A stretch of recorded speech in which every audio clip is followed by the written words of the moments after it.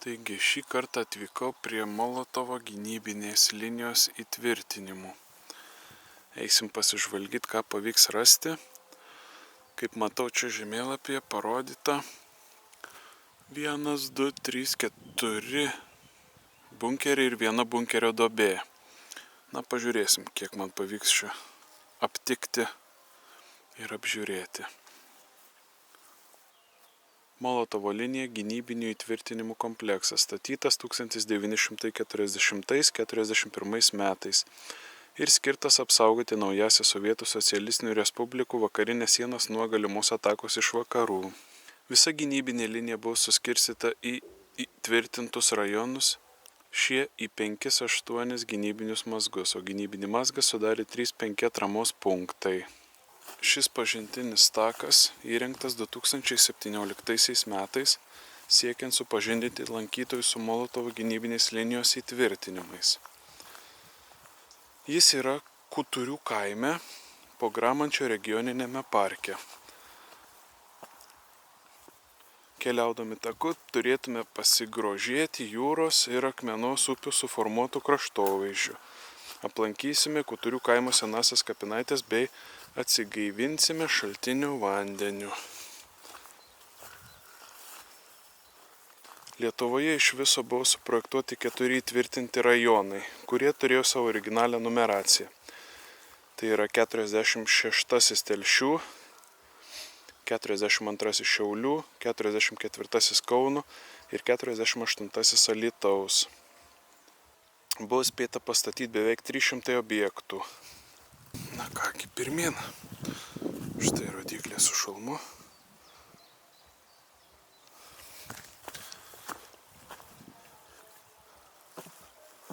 Peliukas ramiai sau teka.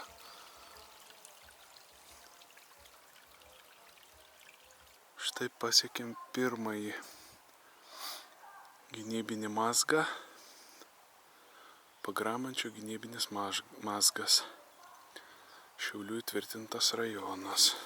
Turėjo būti ginkluotas viena PK4 kulkosvaidžių sistema. Taip turėjo dengti kelią vedantį Pogramančio link.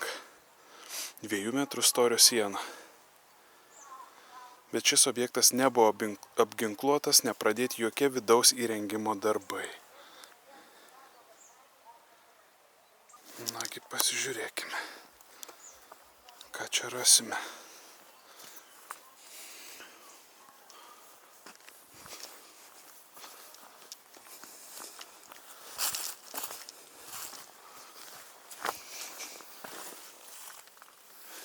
Šiukšlių matosi.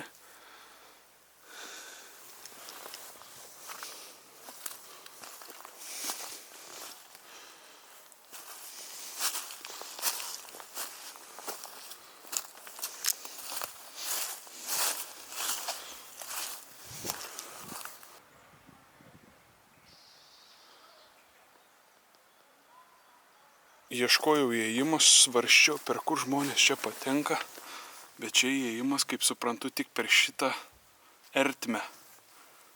Tai kažkas įsigudrina įlįst per ją.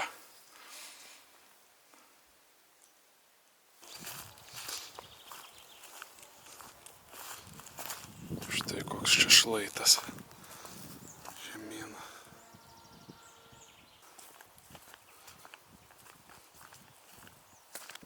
Panašu, kad artėjom prie antrojo bunkerio. Dar vienas gynybinis mazgas. Patalpos generatoriui, oro filtravimui, dujoms, nelaidus koridorius įėjimas. Bunkeris buvo nebaigtas. Ambrazūros nesumontuotos, jokių kitų įrengimų darbų nebuvo spėta atlikti. Be šviesos šaltinio nepatartina eiti vidun.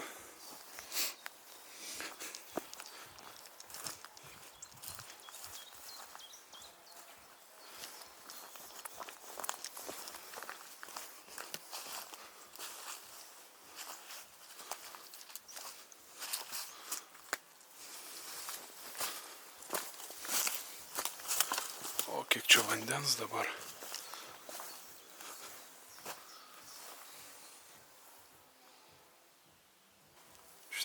čia vandens.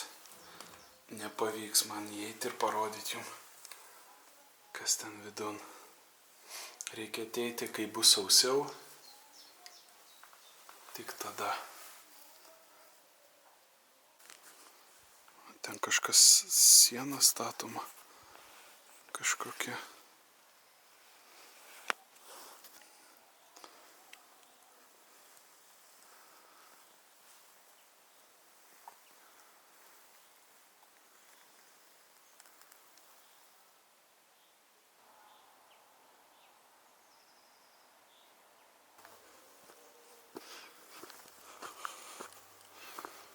Šitas jau didesnis gerokai.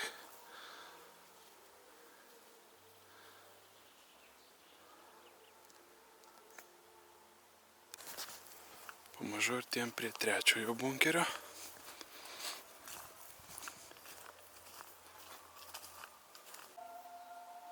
O štai ir trečiojo bunkerio aprašas.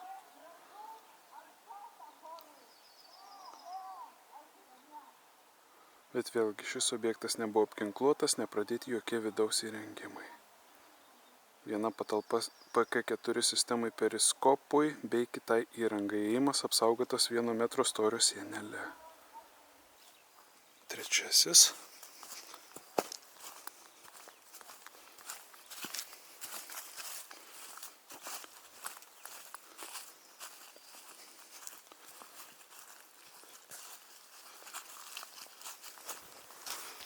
Čia gana molinga žemė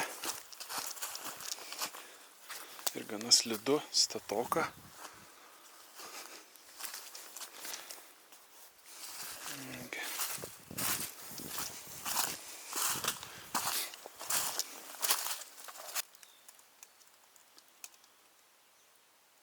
Įėjimas buvo čia, bet jis yra užmūrytas dabar. Toks įspūdis, kad pagalvyti, čia kaip kažkas nakvojo, gal benamiai kokie, nežinau šito.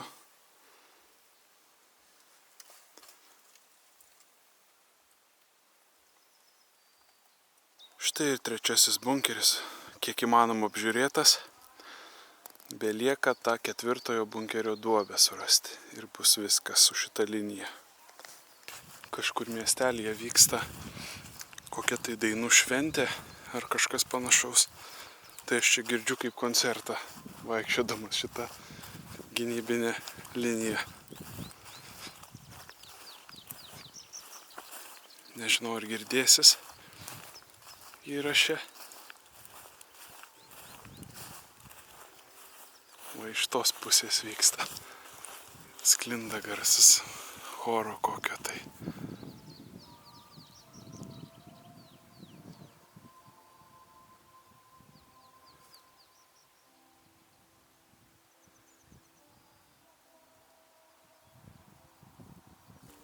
Pasirodo, apsiskaičiavau.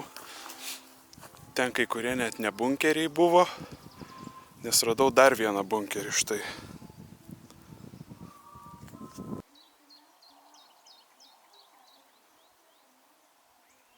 Dar vienas gynybinis mazgas. Degteriovo kulkosvaidis lengvasis turėjo būti.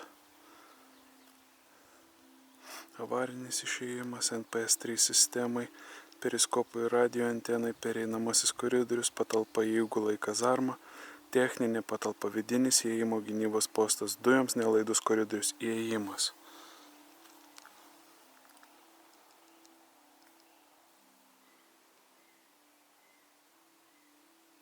Na va, į šį pagaliau pavyko bent į vieną įeiti.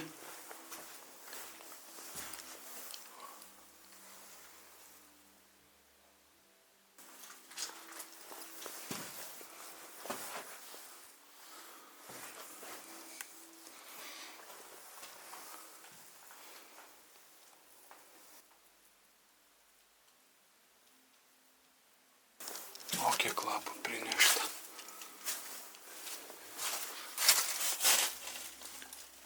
Čia bandyta medį kalti, kažkas čia kažką remontavo.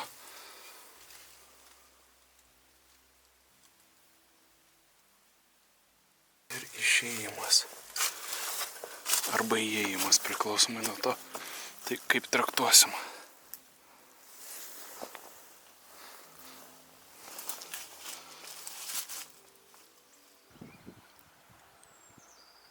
Štai ir upė teka pačioje.